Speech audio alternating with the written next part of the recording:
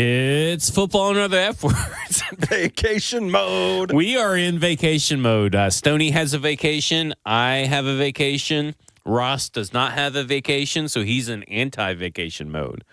But we are all here. He's in stay here mode. Stay here mode. Staycation mode. Man. Sucks to be Ross. It does. Fucking sucks to be Ross. That's sissy. Meat trumpet. Oh, man. Yeah. I mean, again, someone had to call in. It's something about the 3 o'clock hour at the RHL. Yeah. 3:41 p.m. Well, I got to get this takeoff. Let me call someone sissy. Yeah. And I also got called British. Who called you British?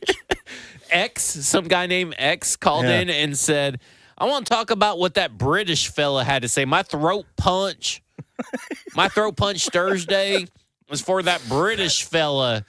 He thinks Memphis could beat Vanderbilt. He called you British. So I never heard a British person talk before. I guess not. So I had to call in to 3HL. And of course, Joseph puts me on hold. Then he puts me back on, and he goes, "What's your name? This is 3HL. What's your throat punch Thursday?" I was like, "Yeah, this is Zach. I'm not British. I would like to throat punch whoever said that." I want to know what was going through that man's head. I don't know. Like I said, I don't like baked beans for breakfast. Yeah. I fucking outside of Buffalo. And I said this on there. Outside of Buffalo, London's the worst city I've ever been to. Yeah, I've never been. I haven't heard good things. Houston's not much better, but see, I liked Houston. I was way too drunk to remember anything really tangible about Houston. Houston is one of, actually, I think it is the deadest city I've ever been to. There's nobody there. Buffalo. Have you ever been to Buffalo? No. Okay, well, Houston, it is. You could probably film Walking Dead in the middle of lunch hour at Buffalo, and nobody would know because it is a fucking wasteland. It's a disaster city. It's just an utter useless fucking city.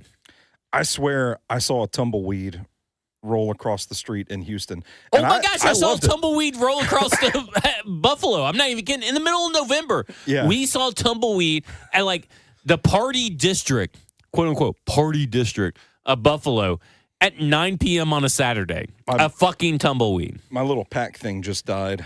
I'm going to have to get another one. Oh, here, let's get you another one. Well, see, I can walk and talk while you finish whatever you're going to say. Well, I was just going to say that I loved that in Houston because there was never any waits at any of the restaurants. Nothing was ever crowded. We went to some, it was like a food court. They had a bunch of different food truck restaurants there. And there's nobody there. And I'm just telling my wife, I'm like, this is great. This is the deadest city I've ever been to. I'm just eating all this food. Nobody's in line. Nobody's there. I was warned not to go to certain parts of Houston. We steered clear of it, and we were only in town for one night. So I was like, man, this is awesome. Well, you know what's not dead? What? Your hope for the Tennessee Titans. It's on life support, but I don't know. I think Borg. I'm stoked about Mike Borgonzi's press conference because I think he was a good press conference. He was authoritative. I think he was transparent about some things. Probably said a little more than he had to, but I thought it was much needed because dickheads with microphones like us for weeks have been taking shots at the structure of this organization and who's really making the calls and. I don't know about you. There's still a little bit of question. Yeah, I don't know about you, but I felt a little more at ease that Mike Borgonzi truly is in control of the roster. I would say yes. To your point of in control of the roster, I would say yes. Mm-hmm. I would say that I feel much better that the decisions that have been made, whether I agree with them or not, have been Mike Borgonzi's. Yeah. Now, does that mean that Chad Brinker couldn't have vetoed him? Yeah. No. Yeah. It does not mean that. Wait a minute. I think I nailed that. I think I got that. I think you did. Maybe I'm off. I'm saying yes in agreement with you, not yes. No, I was just absent of your yes. I was thinking in my head, did I say? Obviously, he still has veto power over that. But we have seen Chad Brinker with veto power not veto the L'Jarius Sneed trade. In fact, he's very complicit in the L'Jarius Sneed trade, as is Mike Borgonzi, but he's doing the other side a favor. Yeah. So we have seen Chad Brinker, for better or for worse, not use his veto power. So he's just not a veto guy. Yeah, maybe maybe that's a good thing. Maybe in the case of L'Jarius Sneed, that's a bad thing, right? Well, maybe it's a case where it's with Mike Borgonzi, it's a good thing. With Rand Carthon, it's a bad thing. I wonder what the difference is. That's a good question. That is a good question. So we need to do some journalism there. Yeah, we know there's a little bit of northeastern thing. It is 2025. Yeah, for sure. Yeah. But for better or for worse, we don't know. We know this. While Brinker has veto power, he has yet to use it. And from the sense of I can't pinpoint a time where he would have used it and did use it, or wouldn't have used it but used it anyway. You get what I'm saying? Like we've never seen him actually use the veto power. It's been consistent, which could be bad. Yeah, I mean technically, like we said with the L'Jarius Sneed case. But I also wish he would have grabbed him by the collar in the draft room when he was about to turn in the card that said Femi Oladejo on it too. That could be another one. Or maybe he did use his veto with the Brian Callahan, keeping a Brian Callahan. Oh, yeah. We talked about that.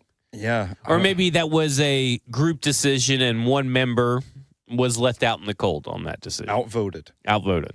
So, I mean, I do, for everything that you've said, though, to get back on track, is that I do feel comfortable saying that Mike Borgonzi's remaking this roster in at least his vision that may be shared by Chad Brinker if he can pull his eyes away from a computer screen.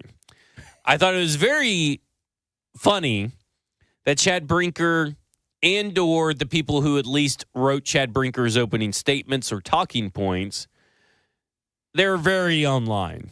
There was a lot of quotes that they said. Brinker's part in this. Oh, sorry, Borgonzi. I've been doing that all damn day because I'm so used to saying that this team runs through Brinker pretty much. I was about to say I missed Chad Brinker. But I mean, obviously, still maybe Chad Brinker is the one that's online telling Mike Borgonzi, hey, a couple chuckle fucks over there at 104.5 or 102.5 or the Tennessee football and other F words. They're saying that you have no power, so we got to make sure we get that out there. They're saying that is funny. They're saying that Roger McCreary and the 4th or 5th round pick, blah blah blah. There was a lot of stuff that he pulled from.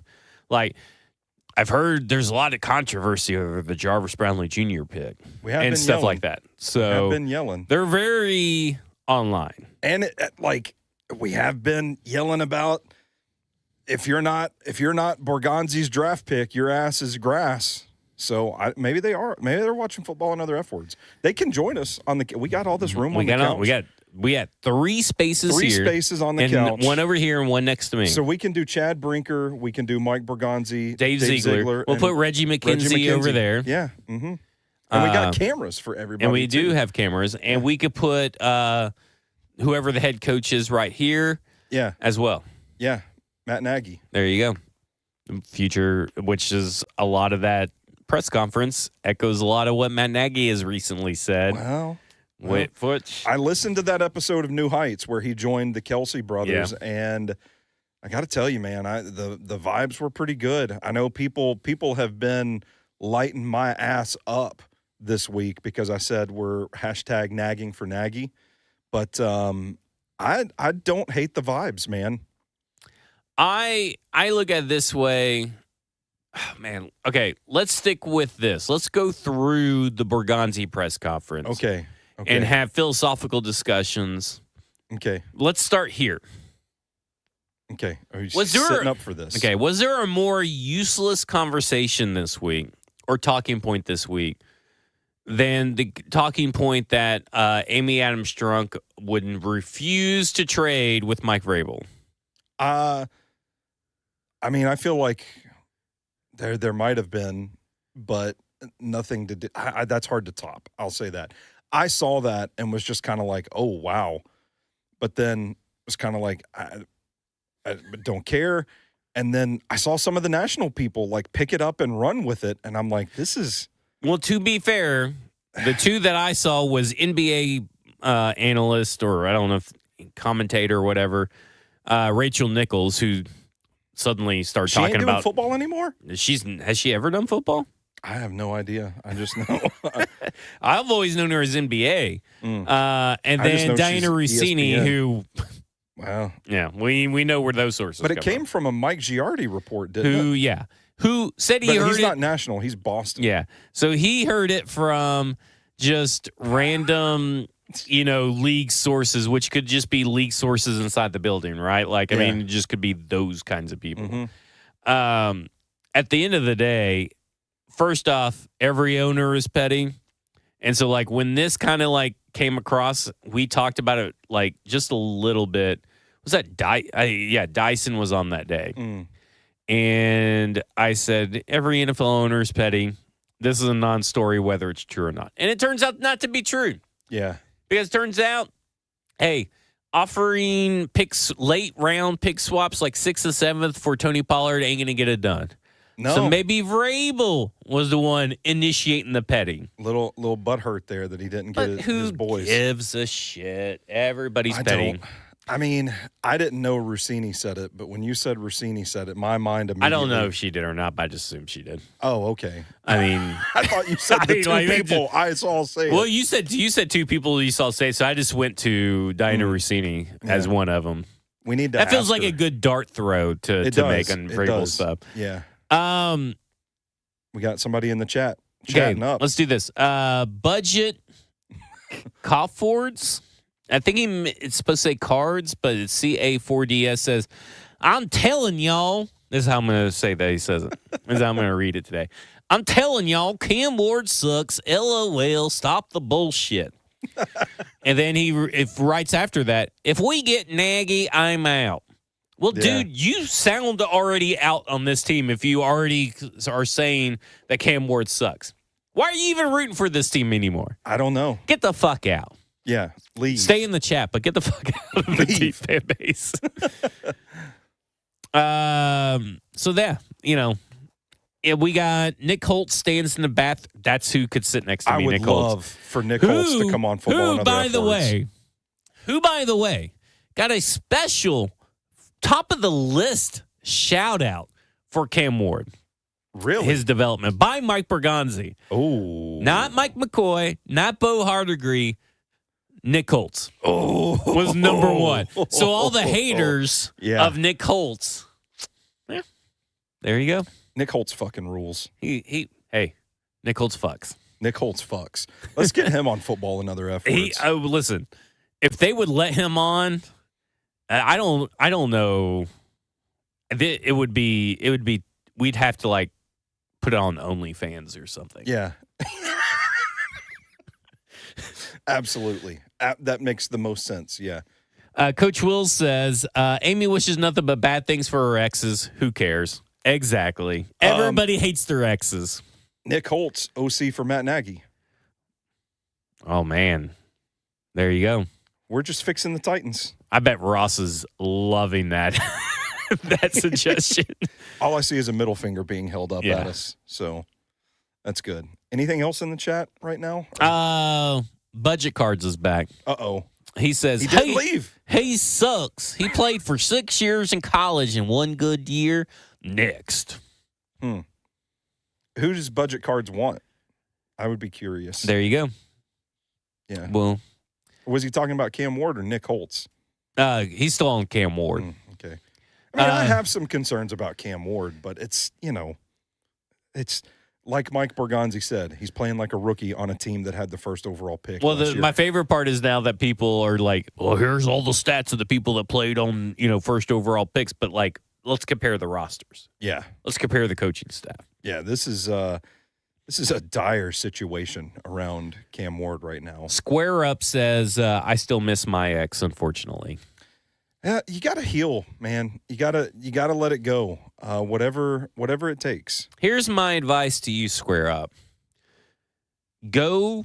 I don't know if you're still like married and you're still pining for your ex or whatever. Like, you may be married. You may be like, oh man, my wife sucks. I really miss my ex. I don't know. That's a shitty situation. Terrible situation. Divorce your wife. But, but here's what you do. You just swipe right on every person on Tinder that you're into. Swipe right. Go on a date. And then go on another date with someone else. And then go on another date with someone else. Go on 3 dates with 3 different people, 3 first-time dates. And then what you do, go on 2 more dates with each of those people and see if you even like them. And if you don't, go on to the next. That's a tournament. You just square up. It's a jubilee. It's the square up, make me forget my ex invitational. My thing is that, like, because here's what happens. People will go on a date after they're divorced or after they're out of a relationship, and then they immediately fall in love. Yeah. Oh, I'm so in love with this person. This person is so different than my last one. Especially the older you get. It's easy and so for me, it's just like, I learned when I got back onto the dating scene, I learned as like the rule of 3, where you wait to call a girl or text a girl in 3 days, is bullshit. Yeah. What the rule of 3 really should be is that you date 3 different people and then just slinging it. And then you kind of figure, I'm not saying you have to have sex with them. Oh, sorry. I've been out of the dating scene for a while. I'm just saying that's how things work. Because you go on the first date, everybody's like, oh man, this girl's awesome. Yeah. Or this guy's awesome. Well, go on the next one. Go with someone else and see if that one still holds the candle to that one. Yeah. Until you find someone that actually meets and measures up, and you haven't been able to find no competition. It is like a tournament. It's kind of like it's like a jubilee. It's a gauntlet. Remember Jubilee back in the day? Yeah. If I have to enter the dating world again because my wife leaves me one day, I'm just going to die alone. So I don't know if I can give advice here. Cam Ward is this generation's Jamarcus Russell. Whoa, brother. I am begging people to go back and watch Jamarcus Russell. I just did a podcast about Jamarcus Russell last year, and I went back and read a lot of the newspaper clippings. What am I, 80 fucking years old? Read the newspaper about Jamarcus Russell. The stories about him are so fucking crazy. Yeah. Like, that is a completely different person. That is insane. Coach Will says, shout out Coach Wills. Thanks for joining us. Stoney passing out unsolicited slung until he no longer thinks of his ex. Slung is a crazy word. Never unsolicited, Coach. Never unsolicited. Everybody's like, that's like 12 dates in this economy. Like, I mean, where you guys spending on dates? Yeah. Listen, if you can't afford 12 dates, you can't afford dating. Listen, that's what I'm saying. If I ever enter the scene again, a Jergens bottle or something, be like, baby, let's go to the Glade Diner out in Gladeville, Tennessee. Only thing, this is from Lance Tackett. We really just let the chat dictate this show. I like it though. It's vacation mode. Only thing that gets me is that Levis didn't get any of this grace last season. A worse O-line. NWI was his number 2. I'm a Titans fan first. I really want Ward to succeed. Just get Levis the same grace. Levis doesn't matter for this team anymore. He's out of their He doesn't get any more grace. I mean, he burned that grace when he is making. Listen, I understand Cam Ward has made some bad turnovers. Yeah. But Levis has made some of the worst turnovers we've ever seen in a Titans uniform. Yeah, maybe in an NFL uniform. I think they're completely different quarterbacks from a mental makeup standpoint, and I think that's the difference, is that you can see the qualities in Cam Ward that typically lead to greatness, the competitiveness, the resilience to play through such a shitty stretch of offense and come out on the other side. I don't know that we ever had that sort of definitive feeling about Will Levis. Yeah. I mean, the Levis just people, slinging that slung. That's all I can think about from this episode. Slinging that slung. I'm going to leave that one alone. Probably best. But, you know, I do think there's a point to be made about maybe making your mind up on someone before their story's over.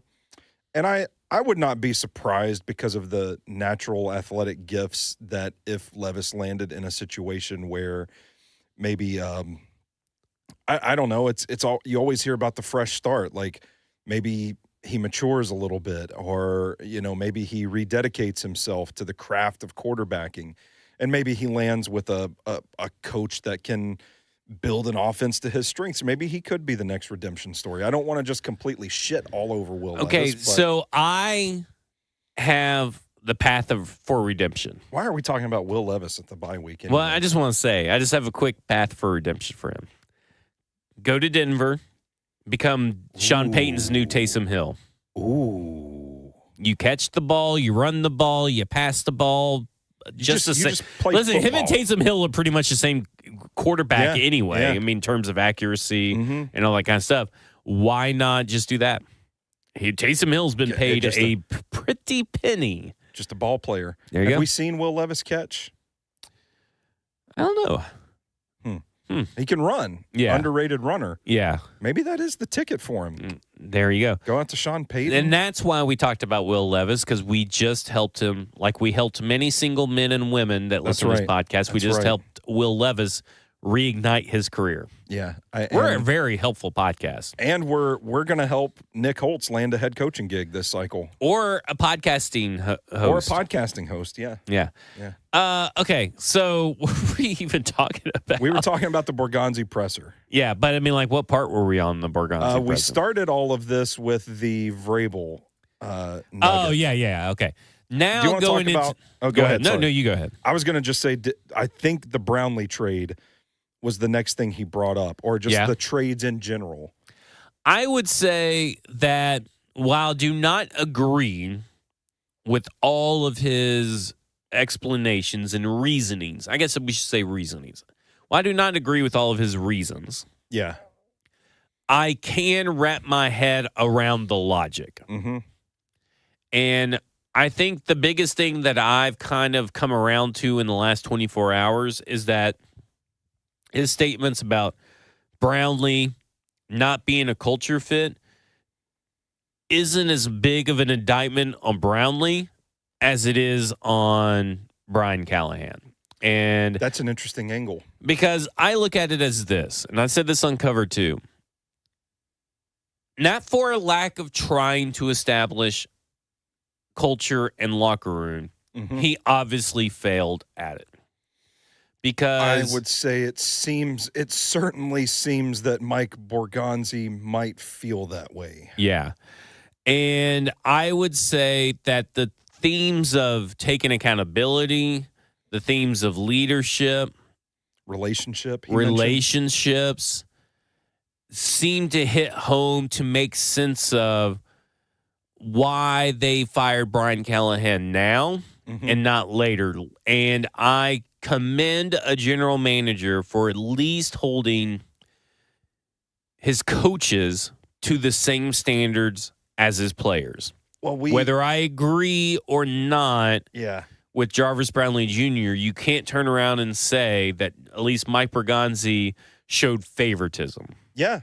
In that sense. He showed favoritism in other ways, but not favoritism in that sense. And I think that goes a long way to building a roster, because we've talked about this offense and we talked about this defense. It's still the same offense, essentially, still the same defense, essentially, but the players seem to be feeling themselves a little more, and I think that comes down to why Mike McCoy has not established the world's best culture or locker room. I think that it's addition by subtraction. I'm trying to be as polite as possible because I know that Brian Callahan tried his best, and I know the person that Brian Callahan is. I just think when he talks about pulling inspiration, he's pulling inspiration from the Broncos, the Bengals, the soccer coach out in North Carolina, that coach that he quoted, the soccer coach, the international soccer coach that he quoted. The fake football coach that he quoted. And then he'll pull from this guy and this guy and this guy. And there's a lot of voices, but none of them are his. And I think that's where you run into the conflict of authenticity with trying to establish something that's true to who you are, but you're using everybody else's voices, not your voice. So he tried. I just don't think and I think he would admit, obviously, that he didn't do a good enough job. He admitted over the summer. But, like, I go back to what Matt Nagy said on the New Heights podcast. He said, yeah, it started out really well, and then I let things go, and I regret it. And I think there's a certain there should be a certain you live and you learn and you regret kind of deal. I would say that any negative emotions, like fair or foul, like when you're losing, it fucking sucks, man. And when you're losing at this clip, I can't imagine what that locker room is like. And the way I phrased it to you, because it got me thinking, man, like the way Mike Borgonzi brought up accountability and leadership. And then he mentioned something about like a head coach that I can have a relationship with. That felt like a pretty damning indictment of Brian Callahan. And I know it wasn't like strongly worded, and like he didn't come out and be like, fuck that guy. I'm like, he had to go. But it was still, I think if you are to take a man's word at face value, I still think it was insightful to unprompted. I mean, he didn't have to go that route. Yeah. But to mention those things that he's looking for in a head coach, how can you not read into that and say, if he wants that, it likely means he did not feel that Brian Callahan had that. And I went back or at least wasn't delivering that message in a way. Like sometimes it can be the issue with the messenger exasperates the message. And if your message isn't right, then the messenger delivering that message is also just compounding things and making things worse. So I commend I commend the idea that this team needed some togetherness, because I watched a lot of that 2024 Titans team, and I thought, man, if these guys could just come together and just play as a unit, like they might be able to turn this thing around. And I said on last week's show, I think the issue that ultimately pressed the matter as far as the firing of Brian Callahan is that you went from like, okay, we're trying to get this thing off the ground, to all of a sudden, like the plane is in pieces on the runway and everything's on fire. And I think going down is what ultimately created. I'm glad we're doing this right before I'm supposed to go on an airplane. Oh yeah, that's my bad. That's I couldn't think of a better analogy there.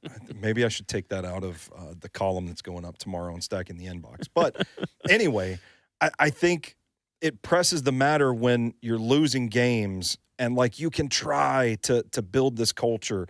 And I know people were critical of the way he handled the offseason program with the teams and the points and the activities, but like you felt like, okay, you're trying to build something here, and they've added all these new guys, and all of these guys are like the same type of player that just addicted to football, and they're making all these strides, but ultimately it still comes down to the results on the field.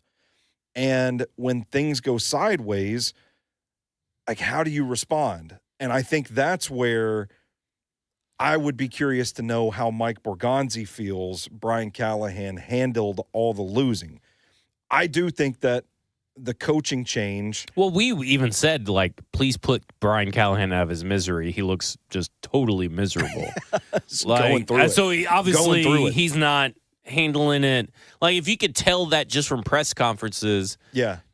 I mean, he's obviously probably not handling it any better behind the scenes. So I do think this is still the same offense. And I told you something that I said I wasn't going to say on air because I'm tired of people. People are going to just berate me on Twitter like they have been all week for all my takes. All my takes fucking suck this week, I guess. But I think this offense would be in the same place right now if Brian Callahan was still the head coach and the play caller of this team. From schematic standpoint, from decision-making standpoint, from a Cam Ward plan standpoint, we're easing into more complex concepts and that sort of thing. Throwing shit against the wall to see what sticks. Let's put Pollard and Spears on the field at the same time. Let's run the Wildcat more on short yardage situations. I think schematically, decision-making, things would still be the same. What I think is different is that the players are starting to come together with time. That's a good thing. But I also think guys look a little lighter and more comfortable. Now, whether that is because Brian Callahan, we heard a couple players say a change was needed or something like that. Whether they were happy that Brian Callahan was fired or it's just an indication, like they're waving the flag in front of their faces, the season's over. And I'm not saying that people are giving up, but you wonder if maybe the stakes change, people play a little lighter. That's where I kind of think maybe all the culture talk comes into play. Team Ramrod says, I feel like Callahan had a lot of good separate ideas for leading a team, but nothing ever felt cohesive. And I would agree with that. I think he had a lot of voices inside his head when he needed to trust his own voice. And they kept fucking losing. And losing does not help. Yeah. What was interesting about all that, when you were talking about responding to loss and all that kind of stuff, I kept wanting to go back to Cody Barton. And Cody Barton on the surface seems like a guy that Mike Borgonzi would love. Yeah. But he is not a guy that handles any sort of negativity well at all. Doesn't have a decent track record anyway. Well, yeah. I mean, at least here, I go back to the "we ass" comment by Cam Ward. He just totally was so fucking offended by it. Yeah. I can't believe that anybody would say that about us. And I'm like, bro, look around you. Mm-hmm. And it kind of makes me want, and maybe that's just the chip on the shoulder too, because I mean, like he's a guy that has been often overlooked in the NFL. Mm-hmm. But it makes me also wonder, is like, okay, they thought this was going to be a guy that could be a missing piece, that could help be a leader. Yeah. Well, if you're going to be offended when your quarterback or something says everybody's playing bad, are you a good leader? People are asking. So, like, that's where I'm kind of like, okay, they thought they had a guy that maybe could do something. And I'm not, and I can only go off what Cody Barton gives us in the media, but he gives me accountability vibes are a little low, or maybe not accountability. Let's use self-awareness. Mm-hmm. And he doesn't handle criticism very well. And listen, there are going to be times where every leader doesn't handle criticism very well. Mm-hmm. But more often than not, you guys show me that you can. And I'm just like, oh, I don't know about that. And so I wonder, when we talk about Mike Borgonzi's what he's trying to build, which we'll get to eventually, is that, okay, Cody Barton obviously isn't the culture guy. Yeah. So who are the culture guys? Well, it's Big Jeff and Cam Ward right now. Now, Cam Ward has a bunch of the receivers and everybody following him. And what you hope is that next year they take the rookie class under their wing and you start building a cascading ripple effect where you are amassing these young, homegrown talent leaders that are showing the next generation or the next draft class and the next draft class and next draft class of how to do things, because this team has no real leaders that have been shown what to do, that are young leaders outside of Big Jeff, who had Jarrell Casey, who had Harold Landry, who had even Mike Vrabel. I'm trying to think. Wesley Woodyard, I don't think they crossed paths, but I don't think so. Yeah, they did. They did. Yeah. Because remember, Wesley Woodyard was talking about the Dean Pease year. Adoree Jackson. Yeah, Adoree Jackson. Kevin Byard would be a better example. Yeah. Malcolm Butler, Logan Ryan, those guys. Like, I mean, that's who Big Jeff learned from. Yeah. And I think once you start having more of those guys, once you have Big Jeff, Cedric Gray, Amani Hooker, now you have a year of hopefully Kevin Winston stays healthy. Yeah. Then you get to add in Cam Ward, Alec Manor, Peter Skronsky, J.C. Latham. Like, those guys are going to be able to say, here's how we handled our rookie season. Here's how this coach wants it. Here's where we go from here. Yeah. I also, how far down the rabbit hole do you want to go? I don't want to take up too much time. How long have we been on the air for, Ross? About 30, I think. Oh, we still got time. Yeah, okay. Let's have some fun then. Okay, let's do it. Let's get Hold sideways. on. Before we go sideways, can you remember what you're going to go with? Do you need to put it down on the phone? No, I can remember it. Yeah. Okay. Ross, do you have any questions? What is this rabbit hole you're referring to? There you go. So let's rewind. Let's start reviewing old information in a new light, because I think it's interesting you bring up the Cody Barton comments. There have also been other comments from players that I can't recall off the top of my head that you and I have talked about. Like, wow, that's like either it's like a little revealing, or it's, kind of a veiled shot at a coaching or potential coach. Stuff like that has happened. I'm just curious to go back to all that we heard about how this front office viewed Brian Callahan going into the season. And the narrative was something along the lines of, we've had talks with him about things he has to improve upon as a head coach. Yeah, Burton Nihill, I believe, is the one who said that in the Teron Davenport piece. So then if you look at all of the effort he made to bring the guys together, to create a culture, all that work in the summertime, the offseason program and everything, clearly a concerted effort to implant a culture. A valiant effort. And a valiant effort, yes, absolutely.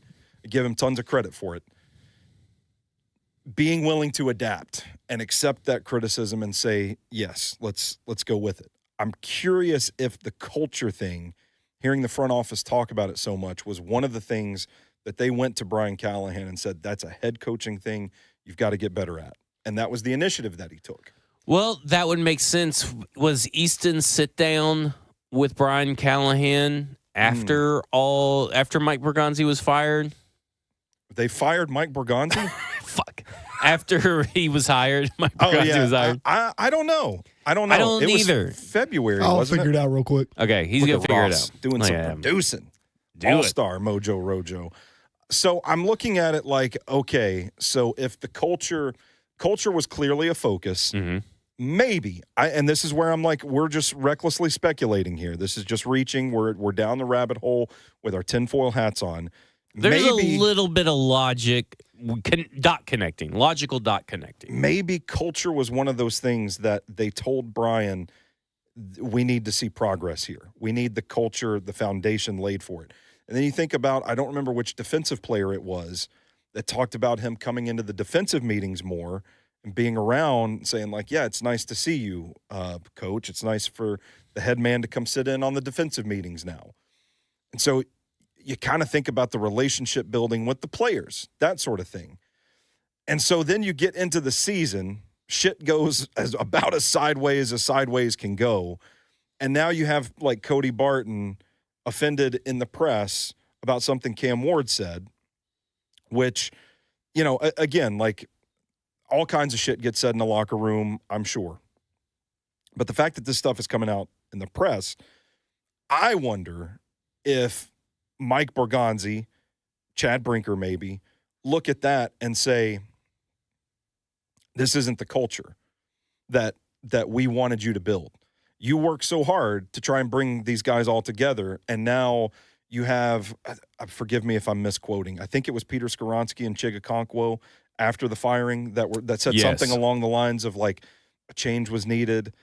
You had like Jarvis Brownlee gets traded because he's not a culture fit, because I guess they couldn't like find a way to make his personality work within the structure of this team, and things started turning sour. You had Cody Barton, openly venting to the press about this stuff. I just wonder if, and to go back to what I said about the offense staying the same, like schematically, decision-making, I personally don't feel like much has changed as far as how this offense looks.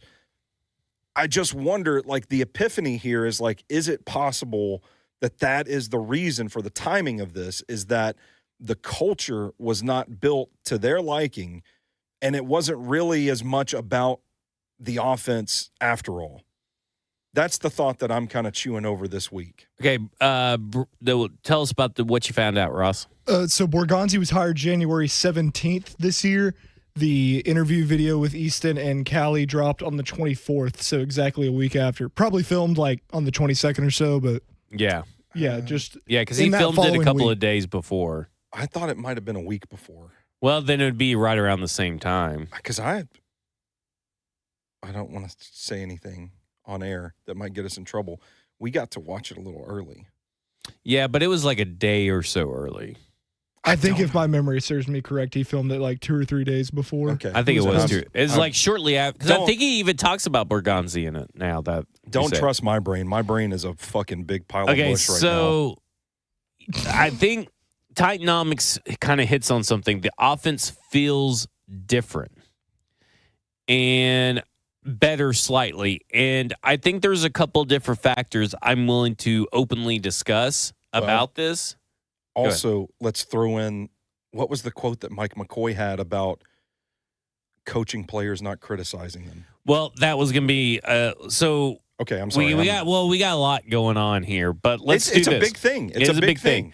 So the offense does feel differently, and I use the term looks more comfortable, as in they feel like they're more instinctual and playing quicker, meaning that they understand their roles, their play, their why better. Okay. But I do think it's the same scheme, to your point. And I feel like what we saw last year with Brian Callahan, what we saw this year was, it doesn't seem like everybody understood their assignment, but on top of that, the why behind their assignment.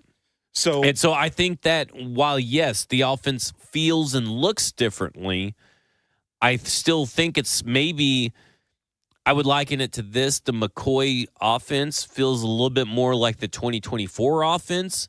I think so. That's a note in my tape notes from this week, is like that Chargers game is the closest that offense has looked to the 2024 offense. And while the 2024 offense is not that good, we can say that these last 3 weeks. Better than the first. It's better than this. Yeah. But the last 3 weeks, it's like, I think they're starting to understand this offense more. And I think the problem is not only what you said about the culture, but it shouldn't take 6 weeks for this team to understand this offense. Well, I agree. Yes. My question would be, and I would love to ask Mike McCoy this, but he's not returning my calls right now. Like, are the players getting more comfortable with the same material, or is the switch in the coaching staff, are they consciously leaning into things that they know works for this group? I would think it's probably a little bit of both. If it's the maturation, we can't say that. We can't just completely rule out that the players are getting better because they've gotten more reps and they're seeing more things and they're getting more comfortable in the NFL because it's such a young team. But I also think that the way that they are being taught, going back to what he said, criticizing or coaching, not criticizing. Yeah. I think, and he also said players over plays. I think he kind of understands like that why aspect. Yeah, But I also go back and say this is still the Callahan offense, and maybe they're waiting for the bye week. Like let's leave open. Okay. Let's leave open for the possibility that we have a full bye week ahead of us, where they can implement now possibly more changes or further wrinkles that we haven't seen before. Yeah. Hopefully no Wildcats. Hopefully no screenplays. But more of what they want this team to look like. Yeah. And that's kind of why I feel, I know everybody's really down on this team. And listen, I'm not about to say that this team's going to go on a Super Bowl run or it's turn it around. I think this team has at least 3 or 4 more wins in it. And I know that sounds crazy to say, but you saw it in the Chargers game. That's what I was going to say. That was a turn, man. I think there was a turn there, and I think what Denard Wilson is doing is, I mean... Do you want me to read that text on the air? Well, in a minute. Okay. Well, no, not now. But you're getting Jeffrey Simmons, you're getting Calvin Ridley back. That makes your team better. Bryce Oliver back. If you have even Bryce Oliver for specialty, you have those 3 players back. One on offense, one on defense, one on special teams. Some of your best players on both of those units, all 3 of those units. Mm-hmm. You win that Chargers game. Yeah, probably. And listen, I know the Chargers had a bunch of injuries and their offensive line sucks. But you're going to be playing a lot of teams that have a lot of injuries and a lot of different deficiencies. Defense, too. Right. A great defense. That all you needed was like one touchdown. So I'm just saying, like, it's not out of the realm possibility that coming out of a bye week, everybody's a little healthier. Okay. Bryce Oliver, we're like, when is he coming back? When's Calvin Ridley come back? When's Jeffrey Simmons come back? Well, now you got a whole week of also not missing a game, but you have them to work on something. Cam Ward is going to work on stuff. Mm-hmm. It's not the real possibility that this team looks a little bit more like the Chargers game than it does the Colts games. Yeah. And if you play like you played in the Chargers games, there are games on this team, on this schedule, that you can win. And it goes back to, for me, I don't know if you necessarily get to that kind of point where I'm feeling this way if Brian Callahan had continued to stay. Okay. And it's not because I don't believe in the growth of the players, but I do think it was pretty evident that once Brian Callahan left, the evidence was there the first game, like a flash of lightning. The guys looked lighter. And so for me, it's like, okay, sure, maybe the players still progress, but do they progress at the same rate?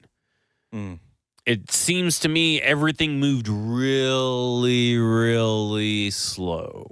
What do you think about Cam Ward's play in this conversation? I was really disappointed this past week, but I go back to what me and Blaine said going into that game. Mm-hmm.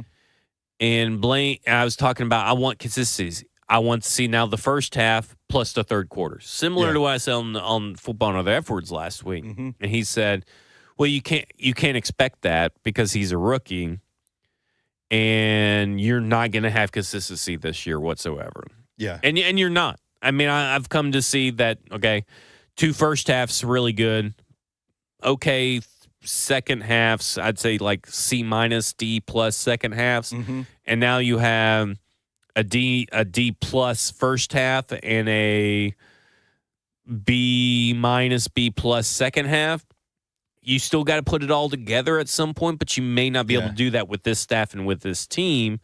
But I do think that Cam Ward has played better these last 3 weeks, and he played better than any of the other sets of weeks. Yeah, I wish I could share the optimism that a lot of people have. I'm not calling him a bust, and I really like the perspective that this is a rookie that's going to be inconsistent, that's going to struggle.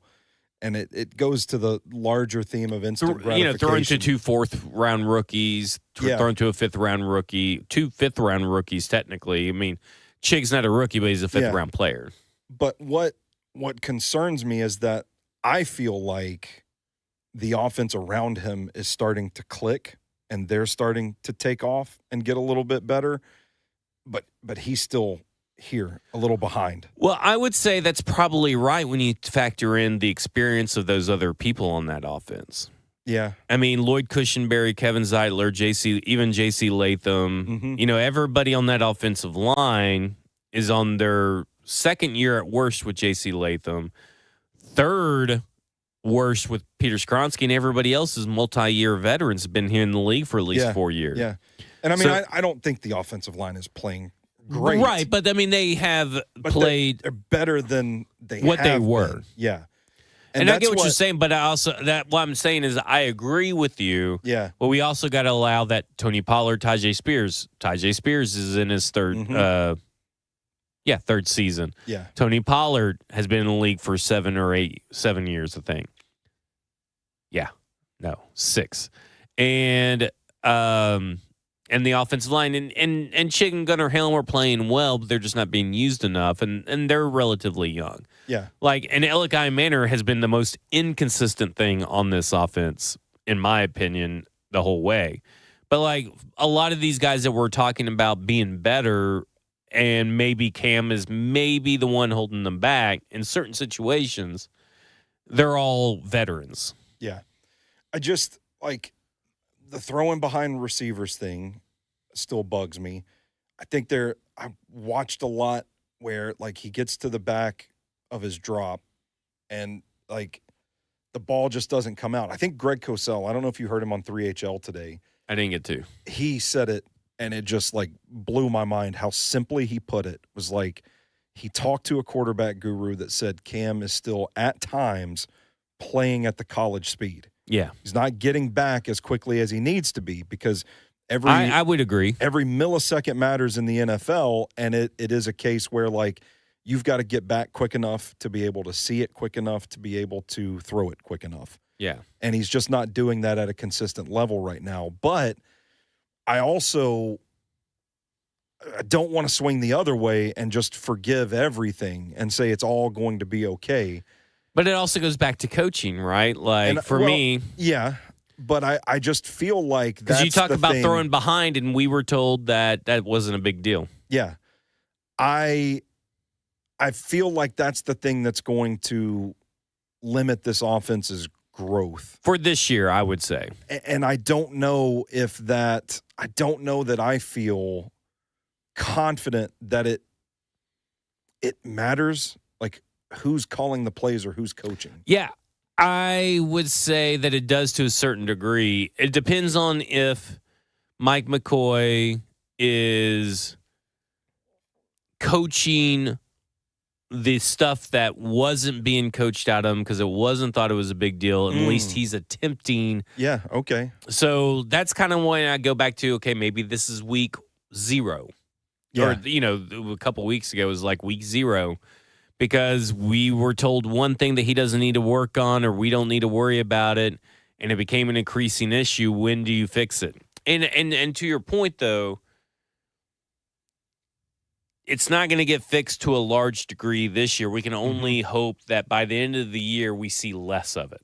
We're not going to see none of it. I would agree. We want to see less of it. We want to see him setting his feet and feeling a little bit quicker. Because I do agree with Greg Cosell. I didn't need a quarterback guru to tell me that he still looks like a kid out of college. Give Greg Cosell credit for citing his sources. That's true. And I'm just saying, not claiming the idea to be his, but when he put it like that, it was like I said, that's kind of the best way to describe it. So.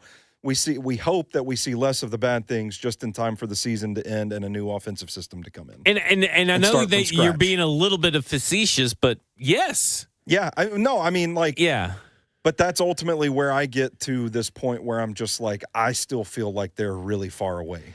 Yeah. Oh, yeah. No, don't get me wrong here. Anything that I'm trying to say, I understand that 2025 is going to be a slog to get through, and we're going to have to really take out our magnifying glasses to find the positive, especially with a sea of people that just want to see Cam Ward fail, that want to see this Titans team not look cornbread in the chat, whatever his name was. Cornbread in the chat. That people that think they shouldn't have fired Brian Callahan are going to ignore. Are there people out there that think they shouldn't have fired Brian Callahan? Oh, I haven't encountered one. You're in a group chat with 2 of them. Easton and JT definitely do not think that was the timing was right.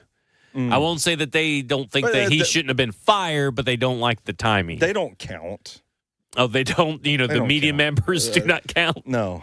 The fans definitely. I don't know if I could find one in the fan base. I say anything nice about Brian Callahan and people. But there are people who don't think that there's any positives in this offense that have been shown since Brian Callahan being fired. And that's fans, media, it doesn't matter. I would vehemently disagree that there aren't things to take away. Does it mean that everything is perfect? Definitely not. I mean, we condemned Cam Ward for not, we had Jackson on the couch here, and we're yelling at Cam Ward for not throwing it out of bounds and taking a sack, and he's like, why does it matter? And I'm like, because you don't want to see him do that. You want to see him quit doing that. Jackson also wants to fire Tony Pollard. So let's proper context there. But it illustrates your point. Yeah, that's what I'm saying is we want to see less of that. Yeah, more throwing it away. Mm-hmm. What's funny is that he's avoided the 14th or the 4th most sacks in the NFL. Yeah. But he's been sacked the most in the NFL. So it's there is good there is good pocket movement. Man, he makes some throws in every and game. he makes throws and like all that kind of stuff. And like, so we see it. Yeah. This just isn't the staff to get us to a point where we can concretely say that he is the guy. Yeah. Like whether you're saying he's a bust or he's the guy is all a projection. Yeah, I would agree. But what I would say is that I think, or I would say this, I know a better staff and a full off season where he's not worried about combine interviews, pro day interviews, where he's not worried about, traveling here, traveling there, zooming here, zooming there. Those Zoom meetings, not just zooming, traveling. The Zoomies. When he's not worried about all that other stuff and gets a full off season to work on his craft. Yeah. Again, like all that stuff piles up, and I'm like, under Matt Nagy, which we'll talk about here in just a second. But all that stuff piles up says, for me, 2025, it's just about the little improvements. Take out the magnifying glass. Let's look at it. Let's find Waldo. Yeah. That's what it is. Game by game is a where's Waldo of what is Cam good at. Okay, we found one thing that Cam's improved on. Let's flip the page, see if we can find another thing. We're not going to find a book of where's Waldo where it's only Waldo's for Cam Ward in one game. Fair enough. So I think that's how we kind of have to adjust measuring and scouting Cam Ward's rookie year while keeping in mind the negatives. All the times you thought it was Waldo and it was just that dumb bitch. Well, good Lord. Everybody remembers that dumb bitch from the Waldo What was her books. name? Wendy? Or something like that? A little I don't know. sissy. And that stupid dog.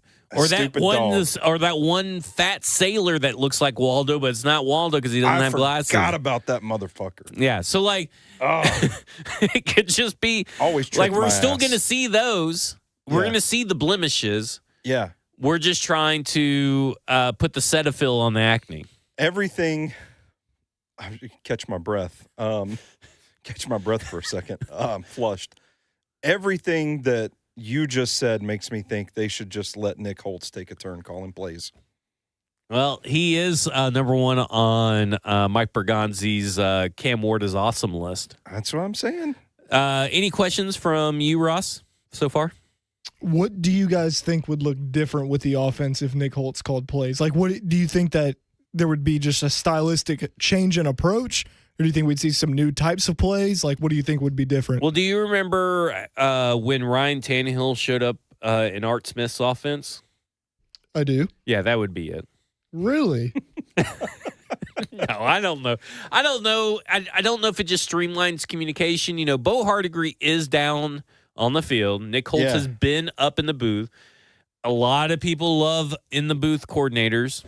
I don't. I really don't. I don't either, but a lot of people do. So maybe there's a better perspective because you're still having that thing where it's like Bo Hardigree talks to Nick Holtz. Nick Holtz talks to Bo Hardigree, and then the play goes into Cam Ward. Like, you still have that extra layer of communication between Nick Holtz and Bo Hardigree, and maybe Nick Holtz doesn't get listened to. Maybe he's up there calling good plays of Bo Hardigree. Banging on the window. He's banging on the window. And Bo Hardegree's like, I don't know. I look like Kalu, so, you know. Caillou with hair. Oh, my God. Yeah, like if you put Nick Holtz and Bo Hardigree together, just realize they would look like Caillou. I hate that it's devolved to just taking shots at Bo Hardigree, but I would answer Ross's question by what changes. It would be that it's not Bo Hardigree calling the plays. Yeah, not Bo from Whoville. I'm down for just letting people on the staff just take a turn. I mean, I just like, I don't know, man. Maybe it's just my not bias. Randy Jordan because he can't call design a screenplay to save his life. I like, maybe it's bias because I do really like Nick Holtz. And I just feel like he's been overlooked in this whole thing. Yeah. That's all. And to get that shout out from Mike Borgonzi, it just perked my ears up. Like, man, give the guy a shot. Just hand him the play sheet. Maybe you would. Okay, here. Because Nick Holtz seems like this kind of guy. Maybe there would be more of who gives a fuck attitude. And I think this team needs a who gives a fuck attitude. Like right now, like Mike McCoy's doing the same thing Brian Callahan did, just coaching with a tight butthole. Yeah. You can't do that, man. You got to let that butthole fly. You got to let that thing just flap. Yeah. You got to let that butthole slung. That's the thing. You got to slung that butthole around. You just gotta open it up, man. Open up the pipes. Zach's been on a tear today. I don't know what's been in the water today. He's been making it's vacation mode. He's been making soup analogies on cover 2. Well, I was about to bring my soup analogy. Spoiler alert: my soup analogy's coming. He's been getting called a sissy and I'll take the soup analogies over the plane is blown up and it's on fire on the runway. So I'll give him that edge. So here's the thing about the whole Mike Borgonzi building the roster and all that kind of stuff. And Ross posed a great question on cover 2 today. Good job, Ross. Why don't you ask that question so I can say my soup analogy? What is the question? Oh, wait, yeah. Are you guys worried that they're looking for a certain type of player, like person, I guess I should say? Like they're looking for just certain type of personality and play and everything. They just want to get one type of guy that fits their culture, their mold. Those are the guys they're drafting, the guys they're looking for. Does that worry you? Because what I said to Zach is I think that you need guys with different types of personalities in order to have a more successful team. Mm-hmm. I would agree with that. I would say that yes, but what this team is doing is that Mike Borgonzi is clearly what are you talking? Just thinking about something, that's all. Are you thinking about buttholes? No, kind of. I just go back to our granny analogy where it's like, and I don't think we've said it on air, but like they want guys that's going to help granny across the street. And I'm like, in my head, I just pops in like us saying, well, they might need some guys that's just going to bend granny over and spread the cheeks in the middle of the street. Well, I was also thinking about this today because my new thing is that I've read somewhere that like Ruben Bain, has some issues. Yeah. And I'm like, well, he's off the board.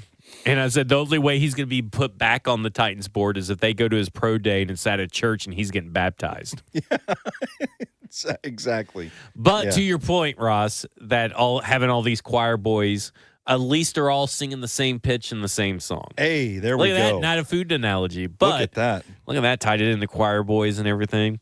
On point. But what I was going to say is that the most boring part of making any meal is doing the initial base flavors. Yeah. And mirepoix, which is celery, carrots, and onions, which is used as the base in gumbos, jambalayas, some of your more flavorful foods, a lot of soups, chilies, all that kind of stuff. Chicken fricassee.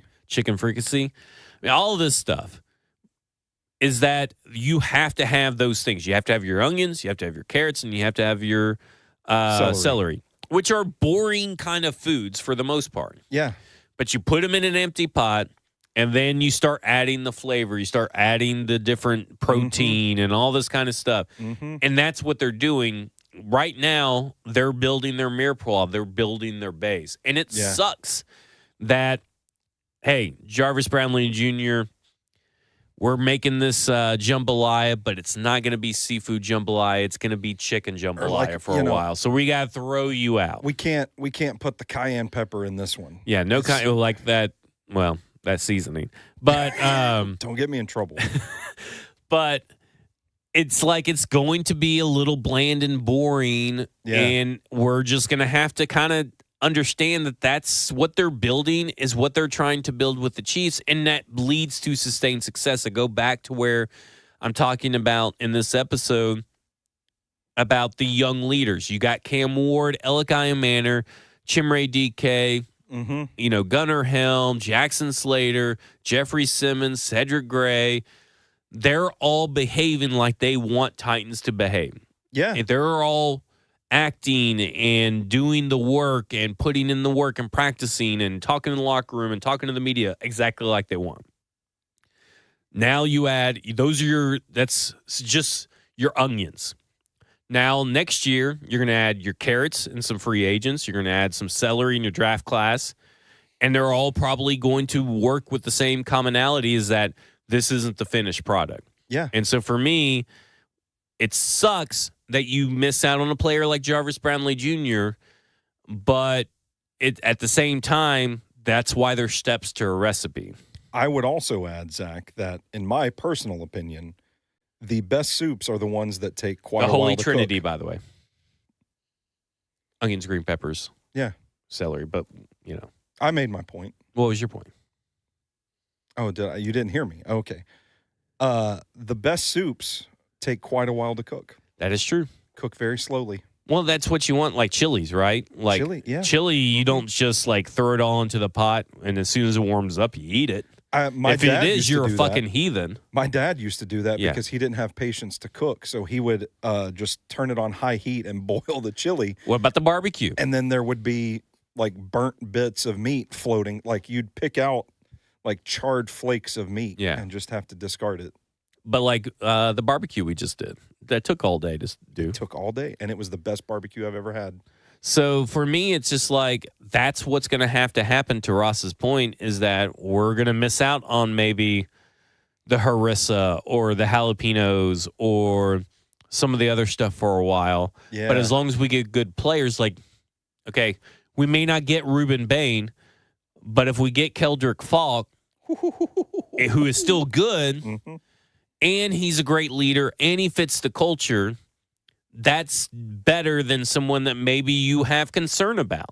Yeah. Like, I'm not saying that the concerns about any player are warranted, but if you have a concern about a player, about his fit, and about the timing, to me, it's not about fit as much as about timing of your roster, then there you go.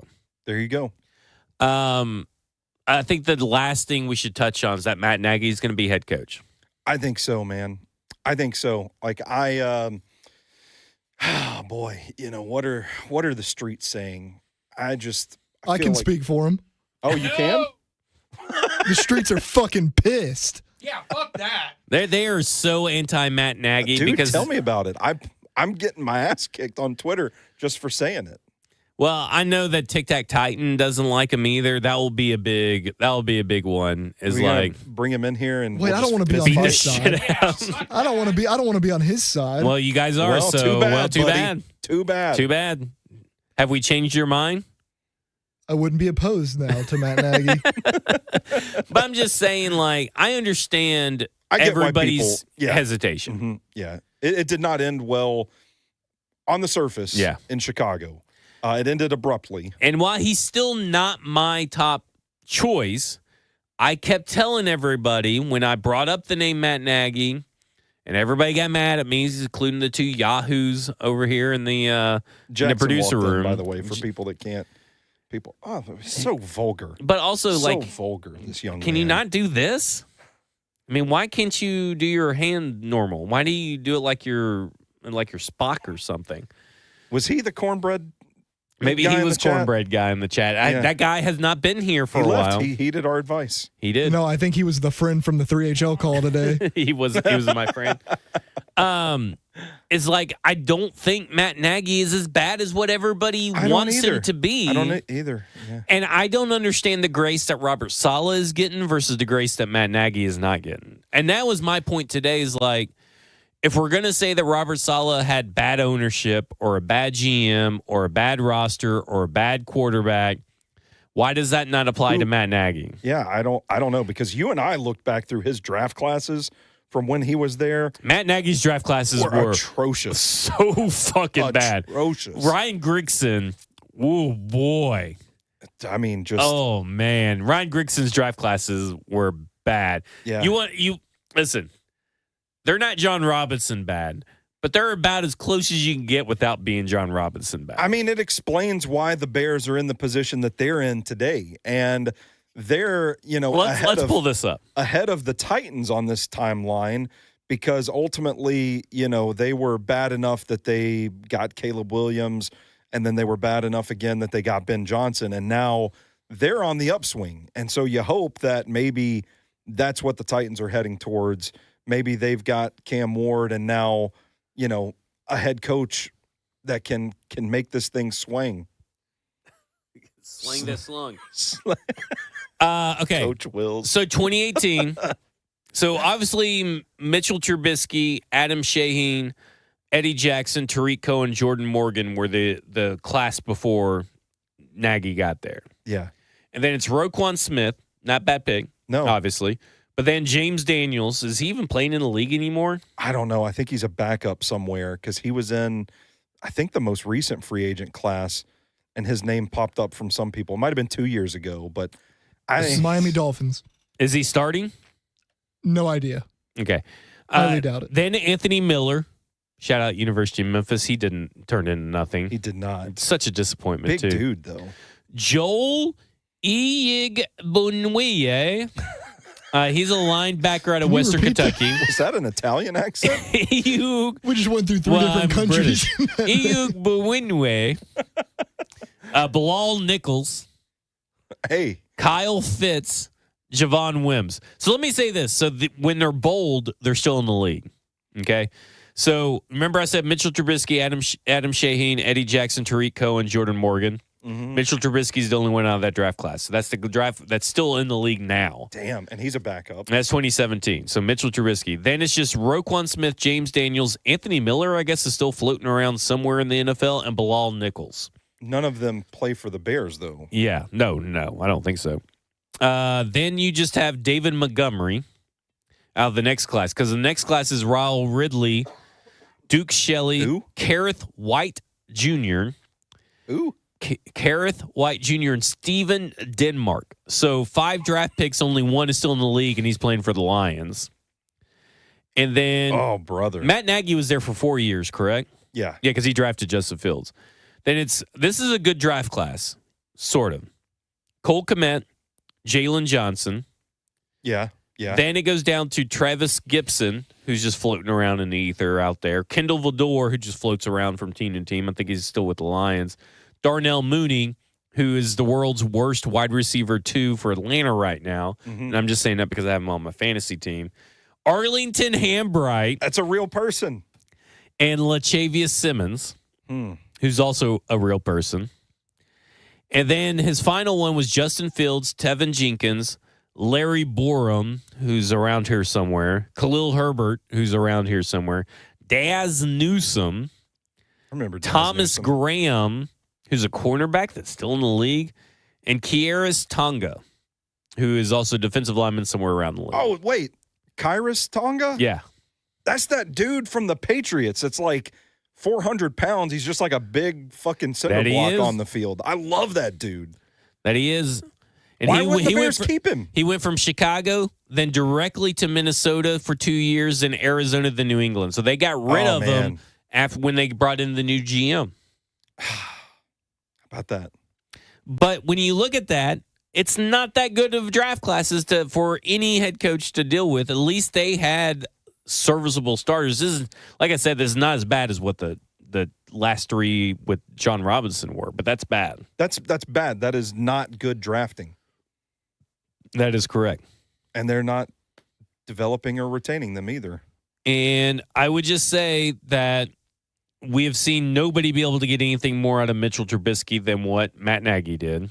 And he took those rosters to the playoffs 2 times. And to be honest, I would, there's got to be a story somewhere whether or not Matt Nagy and Justin Fields, like, you know how those stories kind of pop up? Kyle Shanahan he wanted Mac Jones, but then he got enticed by by Trey Lance. Yeah. I wonder what the story is between Matt Nagy and Justin Fields. Is that a we can't pass up on a quarterback kind of deal? Ownership, like we need a quarterback, so we have to get one. Yeah, I don't know. We can ask him at his introductory press conference. We can. The new head coach of the Tennessee Titans. But I think if you go and listen to the New Heights podcast from over the summer with the Kelsey brothers, who Matt Nagy coached both of them, and go listen to what Matt Nagy learned, what his philosophies are, what he loved about his time at the Kansas City Chiefs, and all this kind of stuff. I think you guys would be a little bit more open to the idea of Matt Nagy. I'm not saying that, again, he's not my number one choice, and I'm not saying that he needs to be your number one choice. But this idea that is vomit-inducing, bullshit to hire Matt Nagy, I think is a little much, especially if you're a Robert Saleh guy or an Art Smith guy, or if you're even a Mike McCarthy guy. Like, all retreads. Mike McCarthy obviously has the most success, but he's also had some of the better quarterbacks and the better rosters, and we don't know what this team is. I was about taking to say, over a bad team is a little bit different than taking over good teams. I was going to bring that up. I think, no disrespect to Mike McCarthy in case he's watching tonight. Do we get the Khalil Mack? I don't know if you'll get the Khalil Mack defense to come with Nagy. I mean, probably not, but I also he think some good DCs though. He did hire some good with DCs. With Khalil Mack on our team. You're right, but I think he was just saying those Chicago Bears defenses. Yeah, I feel like McCarthy. I don't know that did we ever see him go through like a real true rebuild? No, because he took over for Sherman. Yeah, so I think it's right? fair to question. I think so. I think you're right. No, I don't feel like I'm right. Who am I forgetting? I don't know. No, I don't feel like I'm right. I'm gonna have to go back and look. Mike Talking about Holmgren. with the Packers? Yeah, it's another Mike, I think. It's not Mike Sherman. Not Mike. He wasn't Mike Holmgren, right? It That's didn't what go I was Mike thinking. Holmgren straight to McCarthy, did it? Let's I don't see. think so. We can look that up. I'm sure. Who am I forgetting? I feel like I'm forgetting someone. It was Mike Sherman. Yeah. I was right. Oh, Okay. Nate Rhodes was I in there as thought an you interim. were right. Yeah. Yeah. So I mean the Packers, they had a couple bad years back then, but it wasn't the state of affairs that the Titans find themselves in right now.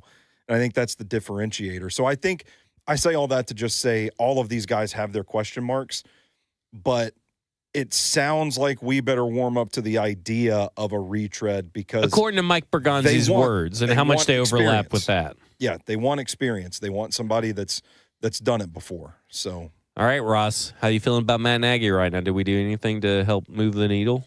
You actually have, calmed me down a little bit about that over the past couple weeks. I wouldn't be like over the moon about it. I'm not going to lie and say that. But I think it'd be a very meh hiring for the most it's like part. it's just kind of a bland hiring. But I don't want to, I can't judge him yet. He hasn't been in Tennessee, so who knows what he could do. Who is the wow hire though? Because I think this is a really good coaching carousel to participate in. Because I think there's some proven guys. I think there are some interesting young up-and-comers. I think there's a couple of guys in the college ranks that are getting some NFL buzz that I think would be fun. Maybe not for the Titans, but I'd like to watch from afar how that plays out. I think the wow hire would have to come from someone being fired that we're not expecting. Yeah, because I'm not really expecting John too. Harbaugh, Mike Tomlin, or Kevin O'Connell to get fired. Yeah, and I think Kevin those Stefanski could. Yeah, but I don't think that would be a universally praised That's not the wow hire. Yeah, I see what you're saying. Yeah, So I don't know. I don't know who people want because some people say the wow hire feels like Jesse Minter, but I don't know if he's as much of a household name to be a wow hire. Now, I think you would have guys like Mike Herndon, Justin Mello, Justin Graver, probably ourselves that would kind of help you get to that level of wow hire. Mm-hmm. But we also got you to that level of wow hire with Brian Callahan. Look how that turned out. Yeah, we were all excited about Brian Callahan. Right.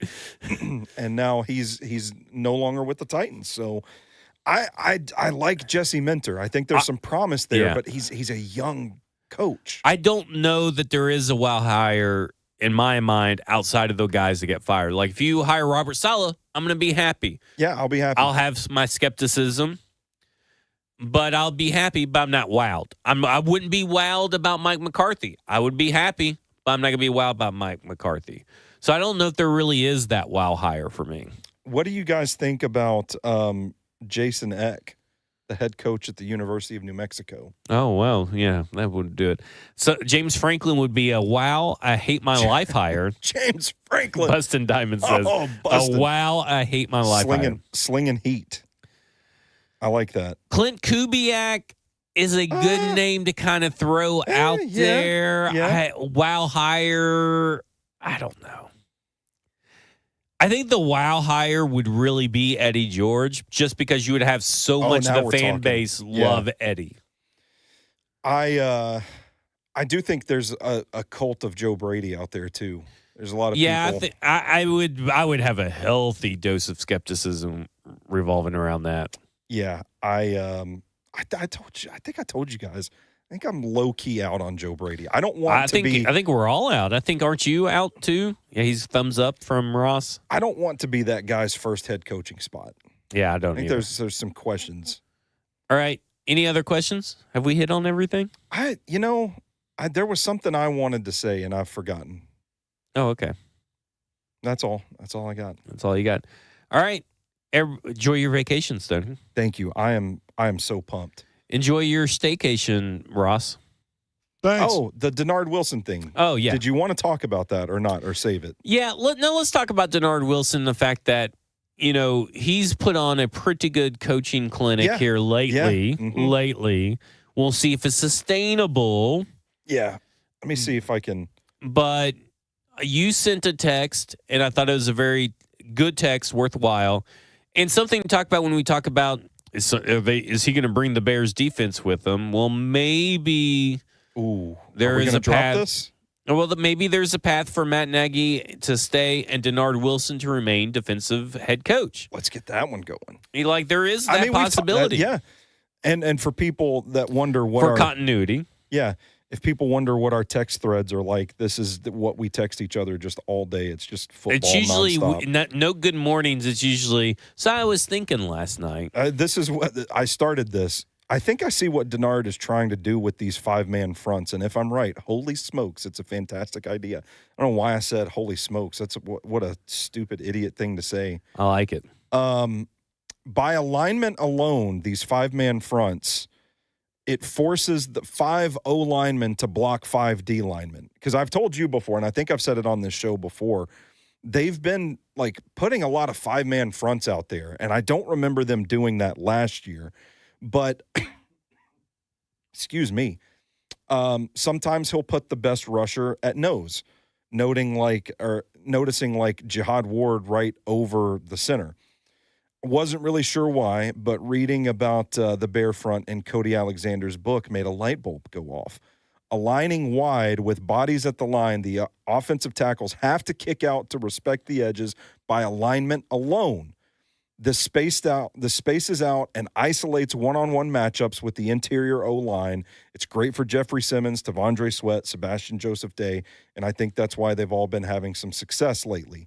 It's a great way to compensate for the fact that your edge rushers aren't really that good, can't beat offensive tackles one-on-one consistently. It's a way to sort of force offenses to respect those guys by alignment alone. I also think this is why the middle of the field is open so much. It's a math game. If you put 5 guys at the line, you're taking at least 1 out behind it. So, most defenses are structured you got 2 flats, 2 hook curl defenders, 2 deep halves, and it changes based on the coverages. You pull 1 from out if you're going to do cover 3, all that stuff. And then if they want to blitz, they have to pull an extra man from the coverage. And my guess is that they're just saying, well, this is the area that we're willing to sacrifice to ensure that the pass rush gets home. But you can also sprinkle in some looks where your best pass rusher is lined up over the center. And if you get that isolation, man, that's usually going to be a good matchup for the rusher. We saw it happen these one-on-one matchups where Sebastian Joseph Day just uses the right guard's body to sack Justin Herbert. We saw Jihad Ward swim. We forgot about the Sebastian Joseph Day revenge game. Yeah, and we seen Jihad Ward just swim over the center and create interior pressure. Jeffrey Simmons is having a great season. Tavondre Sweat is eating up doubles and further isolating these matchups. So I watch something like that, and again, it's all guesswork. I'm not saying that this is sourced information. This is just from reading about 5-man fronts and watching the Titans defense over and over and how it's evolved. It just kind of made me think that is something that is good coaching. Well, it also makes me think if they had their full power of the corners that they started the season with, maybe again you would have won the game against the Chargers. It's all starting to click to me. Cooking. to me, this is a good example of it's all starting to click for Denard Wilson, whereas we never saw that switch turn on for Brian Callahan. And you got that text at 11:48 in the morning. And what I said, hey, if they only had some man corners. You did, yeah. So I just wanted to bring that up. I thought it was an interesting little wrinkle. I think there is a conversation to be had that there are certain candidates that may look to keep Denard Wilson. Did they keep the entire staff? I don't know. But, I mean, I wouldn't be totally opposed depending on how the rest of the season plays out. And if Denard Wilson continues to evolve and coach his ass off and not get maybe, distraught or his focus elsewhere, distracted would be a better word. Yeah. Then I think there is an opportunity for him to be kept on, and I think he would have earned it if he would have been kept on. But we still got to see this same thing continue to happen week in and week out, where we see these fronts working, where we see Jeffrey Simmons being added. Maybe L'Jarius Sneed comes back and he's healthy. Mm-hmm. Maybe we see some things change for the positive on defense, where last year the defense fell off. Maybe the defense gets better this year. And that would be a sign of good coaching, because to me, it feels like something has switched for Denard Wilson. And again, I don't feel like it switched for Brian Callahan. Yeah, maybe not. I mean, it would certainly seem like the people atop the organization do not think so. That is it. All right. That'll do it for us. This has been Sling that Football schlong. and Other F Words, and you have just been effed.